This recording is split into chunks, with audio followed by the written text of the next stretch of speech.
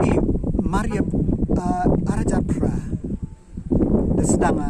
upaya untuk tourism untuk potensial sedang invest hapo senang pren lembaga ingin senang pren sedang invest hakrang suri umdi katukan ni sedang invest bagi teman kita temari coba arjakan pra gua promote preserve ya kita ya kluk jam ya merat kemriang tada perchangi ule we invest hapo ka cermang ka lembaga tourism department kenang ba kam betti bito ka cermang to ka ubun tam kiskai hapo ka set nga ongai ki imja pilam ba kiskai la fibra sumar kat ni hai to invest ka sarkar da chnaga da ka surok na yui hapo mustem em ka thwai surgery em ki vitwan ki thwai hai to ki bayusok dai te ba naka yosuk ki ulai na cermang to na juai ta mot ki turis wan ki na nartiang ulai ka thalas kai ulai ka suksiar ulai ka cermang na cermang wan gi yong no ulai ka mustem wan gi hai movie ulai pepe nei ni ulai gi ye ulai chkudeng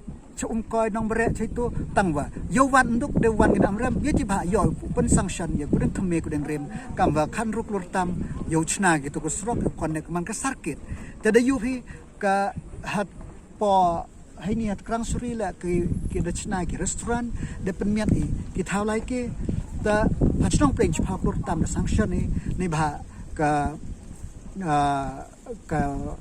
lock house tang ka tem phom ye chna ta Sakawi,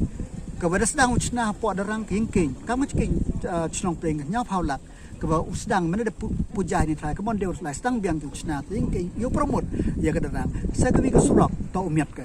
surok nadau kim tapur ke sitam, de chpau kilometer, de debi, le kilometer, san kilometer upsiak lembag PMJ swai, dan namuk tapu nanda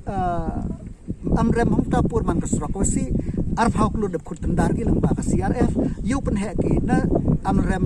na prinsip hadu amnari amri cita depan single lane yo merk dai knang ba yo develop ik sendai park wo develop i kani caves bahai por yang ngamung yo develop ke sendai park ni badang em ka case ha ka to por dai kani de clear ka case de ka to develop i to dai te i de put da pen bahai men de tai sok na wa kam de yo phi ka tai ka surok nation in king nation ni por yang na ka tai ki bor kha